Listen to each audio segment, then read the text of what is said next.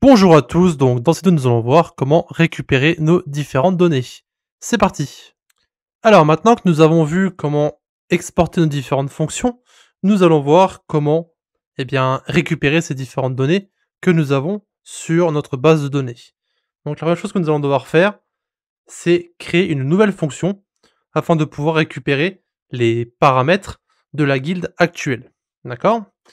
Donc cette fonction, on va l'appeler getGuild. Donc encore une fois, pour récupérer les informations. Async, donc le seul paramètre qu'on voudra, ça sera guild. Et ici, nous allons mettre, désolé, alarme, voilà. Et bien ici, on va simplement récupérer les différentes données. Donc data, qui sont les différentes données, on va récupérer donc de guild, donc, qui je rappelle est ici notre modèle, .find1, donc ils vont en fait récupérer les paramètres en fonction de l'idée de la guilde. Donc ici, on va mettre guild id, ce sera donc égal guild.id. Donc là, on va en fait faire un filtre dans notre base de données et on va rechercher l'idée de la guilde où la commande est envoyée. Donc si elle est envoyée sur notre serveur à nous, eh bien il va récupérer les paramètres de notre serveur. Donc s'il y a des données, eh bien on retourne les données tout simplement. Et s'il n'y a pas de données, eh bien on fait un return client.config.default settings. Donc on récupère simplement les informations de base de notre client. Voilà, on va mettre un point virgule. Donc ça c'est notre fonction pour getGuild, donc pour récupérer les différentes informations. Et donc maintenant, tout ce qui reste à faire, c'est simplement créer la commande config. Donc, encore une fois, la commande config va être très très simple pour le moment, parce qu'on n'a pas vraiment besoin de la modifier. Enfin, d'ajouter beaucoup de paramètres dessus. Mais par contre, ce qu'on va devoir ajouter, c'est justement ces différents paramètres dans notre événement message.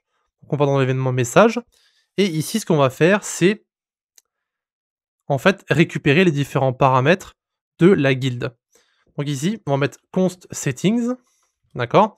On va l'appeler settings, et on va récupérer les différentes données de notre base. Donc ici, getGuild, et donc ça sera message.guild. Donc ici, il demande un async parce qu'on a un await. Encore une fois, le e5 await, c'est pour attendre qu'une information est récupérée avant de passer à la suite du code. Donc on va d'abord récupérer les paramètres de la guilde en question, grâce à notre fonction qu'on a créée justement un peu plus tôt ici. Donc ça va récupérer différents paramètres. Et donc ensuite, on va pouvoir exporter ces paramètres directement dans notre commande, afin de pouvoir utiliser settings sur nos différentes commandes. Donc ici, on va mettre settings. Ce qui veut dire maintenant, c'est qu'on va pouvoir utiliser ce paramètre-là dans nos différentes commandes, puisqu'on l'a en fait importé dans notre collection. Maintenant, on va sur config.js. Ici, on va tout supprimer. Et donc ici, on aura besoin de client, message, args, et on aura aussi besoin des settings, puisqu'on va récupérer les paramètres de la guilde. Donc maintenant, on va avoir besoin de... Bon, je vais delete le message. On delete la commande en fait. Et on va faire un message.channel.send. Et ici, on va simplement récupérer le préfixe actuel de la guilde. Donc préfixe actuel.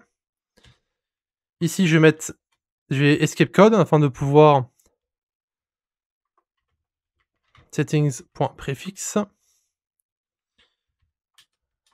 Voilà.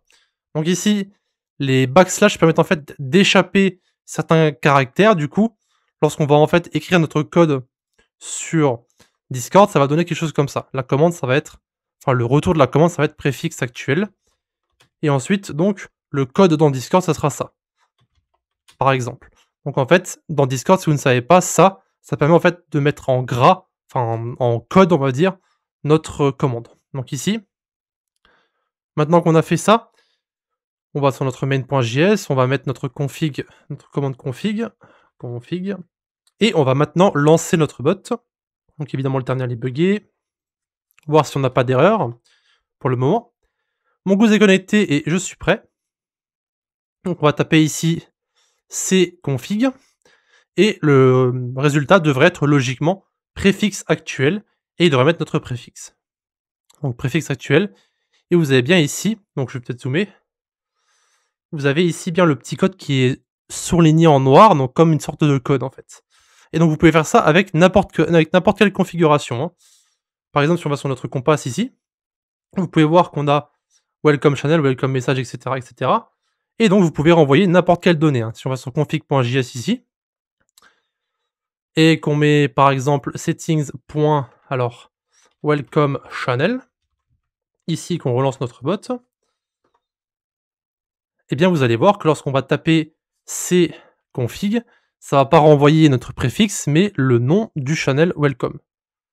Ici, ça renvoie bien le logs. Voilà, donc ça sera tout pour notre petite commande de récupération des différentes données. Donc dans la prochaine vidéo, on va conclure cette petite trilogie et nous allons voir comment mettre à jour en fait nos différentes valeurs et comment les afficher donc à l'aide des arguments. Merci d'avoir regardé notre vidéo jusqu'à la fin. Donc grand merci à nos Patreons qui nous suivent pour le moment, donc qui se trouvent en bas à gauche. Si vous désirez avoir plus d'informations sur Patreon, allez simplement dans la description et retrouvez-nous directement sur le site.